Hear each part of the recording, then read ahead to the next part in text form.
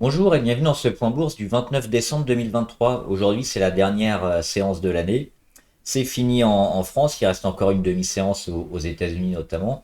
Et on va regarder notamment ce qui s'est passé aux États-Unis avec des chiffres qui expliquent la légère baisse et on finit sur une note un peu négative cette année.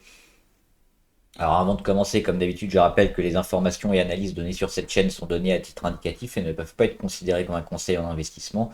L'investissement boursier est risqué et vous êtes responsable de tous les investissements que vous faites. Alors oui, je parlais des chiffres économiques qui étaient tombés notamment un peu avant 16 heures aux États-Unis. C'est quoi? C'est les PMI Chicago. C'est un indice qui permet notamment de mesurer la santé du secteur manufacturier aux États-Unis. Donc là, on a les chiffres sur Chicago. Ce sera un peu les mêmes forcément au niveau national, mais ça permet d'avoir une première prise de température un petit peu. Et on s'attendait à 51, c'est-à-dire un chiffre en expansion, parce qu'on sait qu'au-dessus de 50, c'est en expansion, en dessous, c'est en contraction, donc c'est négatif. Et au lieu des 51, on a eu 46,9. Donc c'est assez négatif, ça c'est moins bien que prévu, c'est moins bien que les 50. Forcément le marché est pas très satisfait et ça a vendu, on le voit ici, c'est les chiffres qui sont tombés tout à l'heure, il y a quelques minutes, à 46,9. Donc on a quand même depuis le printemps une petite reprise avec quelques pointes. On se rapproche des 50, on les a dépassés le mois dernier. Ça reste faiblard, mais on a quand même une amélioration dans le moins bien, je dirais, parce qu'on partait au printemps autour des 40, là on se rapproche plutôt entre les 45 et les 50, donc c'est toujours moins pire que prévu, mais ça dénote quand même une certaine faiblesse du marché et de l'économie et du ralentissement de l'économie qu'on va avoir certainement en 2024. Ça c'est la confirmation donc sur les PMI Chicago. On va regarder le CAC 40. Donc le CAC 40 qui a à peine eu le temps de baisser quand même. On était plutôt positif durant la séance. Et on rend finalement un peu tout pour finir quasiment stable. On fait quoi? Si on finit quand même à plus 0,1. On va regarder le CAC en minutes. Donc là, on a le plus 0,1. Rien à dire sur la fin de l'année. On continue de jouer le support résistance. Plutôt résistance là à 7581. Mais on voit qu'on est toujours au-dessus de toutes les moyennes. Et c'est la semaine prochaine qui va être intéressant, peut-être pour continuer ce rallye de fin d'année ou pas. Ça va dépendre aussi des chiffres sur la Chine. On aura, je crois que c'est lundi, mercredi, jeudi, des chiffres intéressants. Ou mardi, mercredi, jeudi. Je crois qu'on en a lundi sur la Chine. Sur les PMI aussi sur la Chine. Donc ça va être important pour le début d'année et le début de semaine prochaine. On regarde le CAC en minutes pour voir la grosse volatilité à partir de 15h, 15h45, 16h45. C'était les chiffres attendus sur Chicago, le PMI Chicago, donc qui ont fait nettement chuter le marché.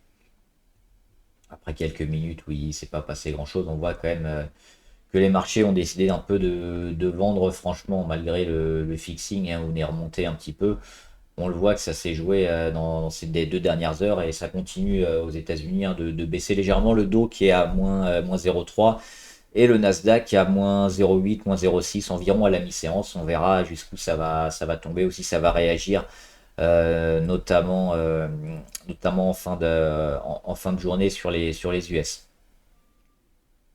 Alors avant de faire quelques actions du portefeuille qui sont plutôt intéressantes, on va regarder juste faire un petit point sur le Bitcoin. Le Bitcoin, on sait, on attend la validation de la SEC, un peu le gendarme financier, pour une validation des ETF spot, notamment pour BlackRock, mais aussi pour d'autres fonds qui vont devoir détenir des ETF dans leurs fonds propres pour pouvoir les proposer, pour pouvoir proposer des produits dérivés sur le Bitcoin.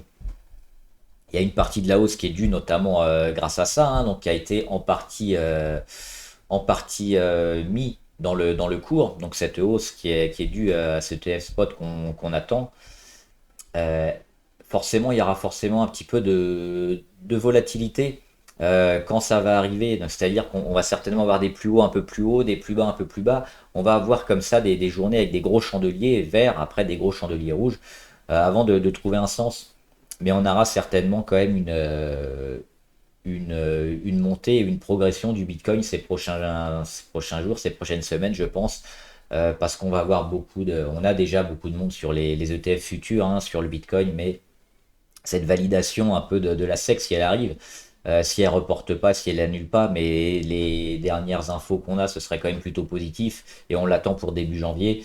Euh, un afflux probablement massif encore d'argent sur le Bitcoin et sur les dérivés Bitcoin, donc ça risque de continuer le rallye haussier pour 2024, et en plus on a le halving, hein.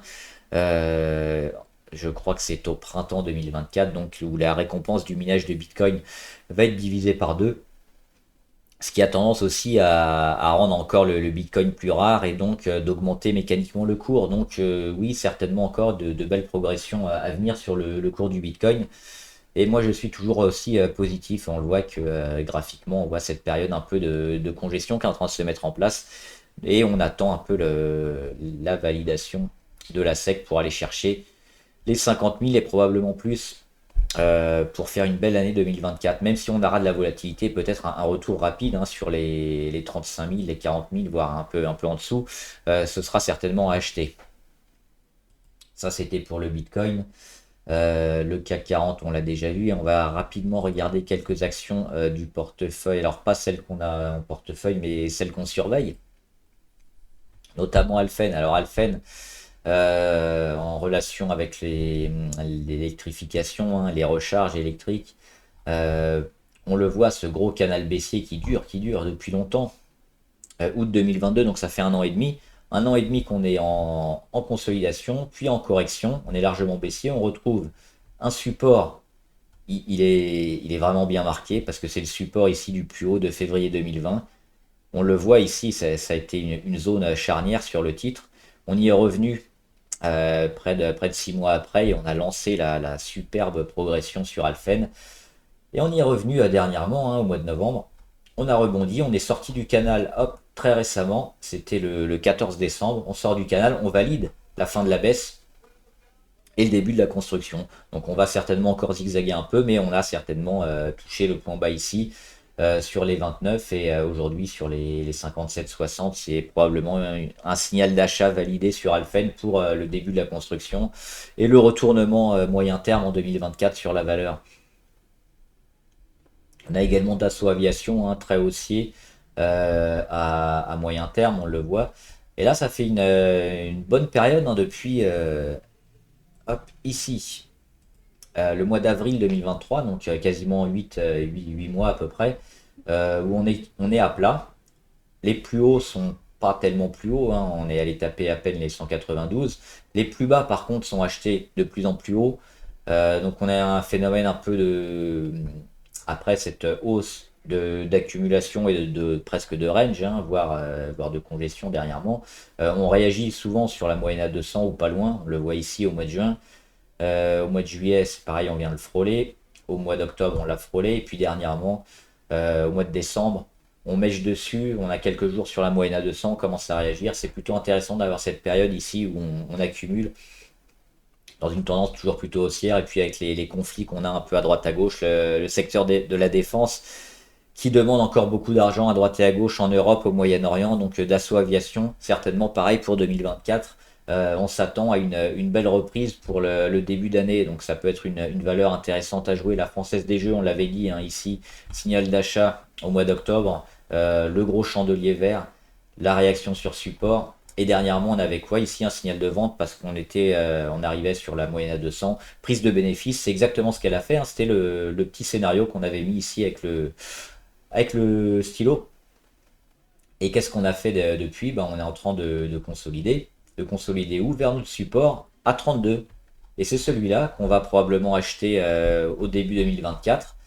Donc là, on est en période de consolidation. On le voit au niveau de la MACD. On va attendre de revenir sur les zéros, de revenir en territoire négatif et puis de commencer à rebondir. Ce sera certainement intéressant pour la FDJ. Puis le vrai signal, le gros signal de retournement haussier, hein, il se fera ici sur cassure de cet oblique qui actuellement se trouve sur les 34, qui va continuer à descendre jour après jour. Mais déjà, on aura une première taille de position et une première porte d'entrée début janvier ici sur réaction des 32, c'est ce qu'on va attendre. JC Deco aussi intéressante, hein, c'est pareil, elle a consolidé, elle a corrigé un petit peu, mais elle a bien réagi. Et on se retrouve où? Sur JC Deco, bah, au niveau de la moyenne à 200, au-dessus de toutes les moyennes, et surtout, c'est cette zone-là, moi, que je surveillais, c'est les 18,09. On le voit, hein, bien marqué, ça avait cassé ici début janvier 2023, donc il y a un an. Ça avait bien lancé une grosse séquence avec des gros chandeliers. Après, qu'est-ce qu'on a fait? On a consolidé longuement, très lentement, quasiment toute l'année. Et là, on a un début de réaction depuis la fin novembre. Et on a cette période ici, hein, cassure d'oblique ici, début novembre. Une période avec une perte de volatilité un peu, les plus bas de plus en plus haut. On le voit ici, hein, sur les 16,6. Et dernièrement, on attaque la moyenne à 200, on attaque les 17, les 18. On casse les 18,09, on casse toutes les moyennes. Donc c'est plutôt intéressant aussi pour aller jouer à minimal et une zone autour des 20, 21, voire peut-être les 23 au printemps 2024. Donc pareil, JC Deco qui est plutôt haussière, hein, on le voit après sa période de consolidation. C'est aussi une action intéressante à avoir. Nexity, rien de plus que ce qu'on avait dit dernièrement, hein. C'est pareil, c'est cette zone autour des 17-18 qu'il va falloir jouer et dépasser pour valider un retournement sur Nexity. Là, on a fait quelque chose d'intéressant avec le gap, le retour sur la moyenne à 200, mais c'est pas encore assez pour valider quelque chose de très fort, parce qu'on va peut-être combler le gap, on va peut-être encore construire pas mal de temps ici. Il faudra attendre le dépassement des 17 et des 18 euros sur Nexity pour se mettre à l'achat. En tout cas, moi, c'est ce que j'attendrai. PayPal, elle est intéressante aussi, parce qu'on a vu cette belle réaction, hein, ici depuis le fin octobre, début novembre. On est passé des 50 aux 63 dollars environ. On vient rattaquer la moyenne à 200. On a percé les moyennes une à une.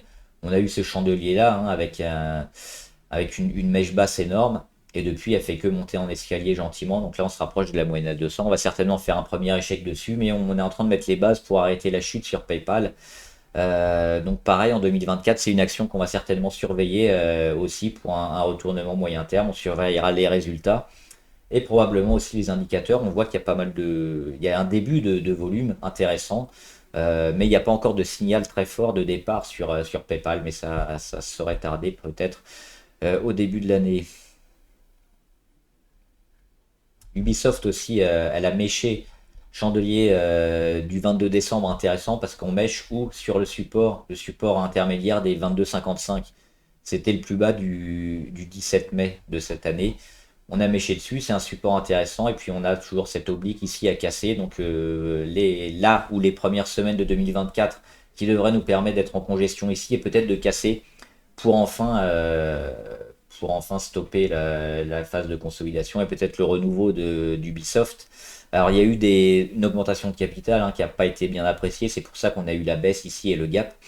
On aura peut-être avec la fin d'année les jeux, notamment Pandora, c'est Avatar. Un jeu Avatar par Ubisoft qui est un jeu triple A, hein, qui devrait ramasser pas mal d'argent. Ça permettra peut-être de bien finir l'année, de bien commencer 2024 et de retrouver un cours peut-être, pourquoi pas, pour combler le gap ici sur les 28. Donc on attendra une réaction et une cassure à la fois de l'oblique, de la moyenne à 20, autour des 24 euros la semaine prochaine ou dans 2 semaines pour se remettre à l'achat. Et enfin Walt Disney, super intéressante Walt Disney, pourquoi? On en a parlé déjà dernièrement, c'est cette figure de W qui prend appui sur le support, hein, ici. C'était le plus bas Covid des 79, donc un support bien marqué, un W, suivi de quoi? D'un gap haussier qui a toujours pas été comblé. Euh, Attaque sur la moyenne à 200, on vient reprendre appui sur la moyenne à 200. Cette phase de congestion avec les plus hauts de plus en plus bas, les plus bas sur le support des 89. Et c'est le petit dessin qu'on avait fait, hein. Ce qu'il faut attendre maintenant, c'est cette cassure, la cassure d'oblique ici, mais elle est en train de tout mettre en place un à un avec les volumes intéressants, les gaps, les moyennes qui sont dépassées. On attend quoi? On attend quoi? Juste la fin de consolidation sur Walt Disney. On l'a ici au niveau de la MACD. C'est pas encore terminé, il faudra l'inversion de tendance, retrouver les histos verts Et certainement, quand on aura ça, on sera pas loin de casser l'oblique ici de consolidation, de correction, de congestion plutôt, hein, cette oblique rouge ici. Donc sur les 94 aujourd'hui à peu près, donc quand on viendra casser ici les 94, il faudra certainement se mettre à l'achat sur Walt Disney en début d'année. Voilà, j'espère que la vidéo vous a aidé. N'hésitez pas à me dire ce que vous en pensez dans les commentaires et on se retrouve l'année prochaine ou un petit peu avant. Il y aura une vidéo aussi sur les animaux en bourse avant. Voilà, bonne fête et à la semaine prochaine. Bon trade!